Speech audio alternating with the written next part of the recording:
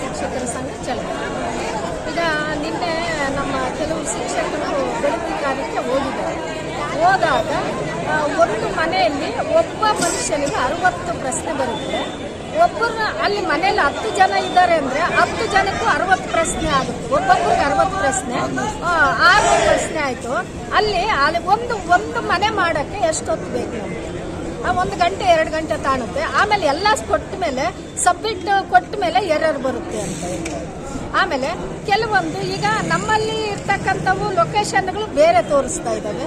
ಆ ಲೊಕೇಶನ್ಗಳಿಗೆ ಹೋದಾಗ ಅಲ್ಲಿ ಏನಾಗುತ್ತೆ, ನಿನ್ನೆ ಒಬ್ಬರು ಮೇಡಮ್ ಅವ್ರು ಹೇಳ್ತಾ ಇದ್ದಾರೆ, ನಾನು ಹೋಗಿದ್ದೆ, ಅಲ್ಲಿ ಒಬ್ಬ ಅಜ್ಜಿ ರೇಷನ್ ಕಾರ್ಡ್ ಕೇಳಿದ್ರೆ ನೀನು ರದ್ದು ಮಾಡಕ್ ಬಂದಿದೀಯ, ನಡಿ ಕೊಡಲ್ಲ, ಈ ತರ. ಯಾಕಂದ್ರೆ ನೋಡಿರೋ ಊರುಗಳೆಲ್ಲಾದ್ರೆ ಕೊಡ್ತಾರೆ, ಏನು ಸಮಸ್ಯೆ ಇಲ್ಲ.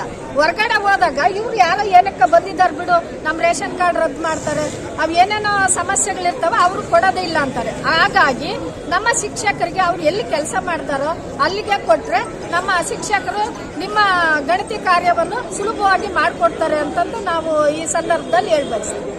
ನನ್ನ ಹೆಸರು ಸಿ.ಟಿ. ವೀರೇಶ್ ಅಂತ, ಕರ್ನಾಟಕ ರಾಜ್ಯ ಸರ್ಕಾರಿ ನೌಕರರ ಸಂಘದ ತಾಲೂಕು ಅಧ್ಯಕ್ಷ ಸರ್. ನಿನ್ನೆಯಿಂದ ಏನು ಹಿಂದುಳಿದ ವರ್ಗಗಳ ಆಯೋಗದಿಂದ ಸಾಮಾಜಿಕ, ಶೈಕ್ಷಣಿಕ ಹಾಗೂ ಆರ್ಥಿಕ ಸಮೀಕ್ಷೆ ಏನು ಪ್ರಾರಂಭ ಆಗಿದೆ, ಈ ಪ್ರಾರಂಭ ಆಗಿರ್ತಕ್ಕಂಥ ಈ ಸಮೀಕ್ಷೆ ಬಹಳಷ್ಟು ಅವೈಜ್ಞಾನಿಕವಾಗಿದೆ ಸರ್. ಯಾಕೆಂತಂದ್ರೆ ಅಲ್ಲಿ ಕರ್ತವ್ಯ ನಿರ್ವಹಿಸ್ತಕ್ಕಂಥ ಶಿಕ್ಷಕರು ಆ ಸ್ಥಳದಲ್ಲಿ ಕರ್ತವ್ಯ ನಿರ್ವಹಿಸ್ತಾ ಇದ್ರೆ ಅಲ್ಲಿನ ಭೌಗೋಳಿಕ ಹಿನ್ನೆಲೆ ಗೊತ್ತಿದ್ರೆ ಅವ್ನು ಸರ್ವೆ ಮಾಡಲಿಕ್ಕೆ ಬಹಳಷ್ಟು ಅನುಕೂಲ ಆಗ್ತದೆ.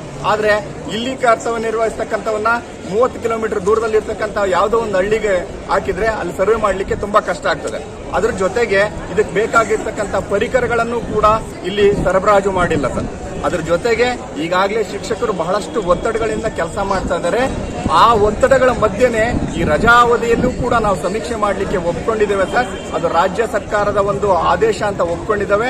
ಈ ಒಪ್ಕೊಂಡಿದ್ದಕ್ಕೆ ತಕ್ಕನಾಗಿ ಎಲ್ಲಾ ಪರಿಕರಗಳನ್ನ ಒದಗಿಸಿಕೊಟ್ಟು ಎಲ್ಲ ಒಂದು ಏನು ಆಪ್ ಓಪನ್ ಆಗ್ತಕ್ಕಂಥದ್ದಾಗಿರಬಹುದು, ಅಥವಾ OTP ಬರ್ತಕ್ಕಂಥದ್ದಾಗಿರಬಹುದು, ಅಥವಾ ಮ್ಯಾಪ್ ಓಪನ್ ಆಗಬಹುದು, ಅಥವಾ ಲೊಕೇಶನ್ ಓಪನ್ ಆಗ್ತಕ್ಕಂಥದ್ದಾಗಿರಬಹುದು. ಇದೆಲ್ಲದೂ ಕೂಡ ಸರಿಪಡಿಸಿದ್ರೆ, ಈ ಸಮಸ್ಯೆಗಳನ್ನ ಸರಿಪಡಿಸಿದ್ದಾದ್ರೆ ನಾವು ಸಮೀಕ್ಷೆ ಮಾಡಲಿಕ್ಕೆ ಒಪ್ಕೊಳ್ತೀವಿ. ಇಲ್ಲಾಂದ್ರೆ ನಾವು ಈ ಸಮೀಕ್ಷೆಯನ್ನ ಮಾಡೋದಿಲ್ಲ ಅಂತ ಹೇಳ್ತಾರೆ.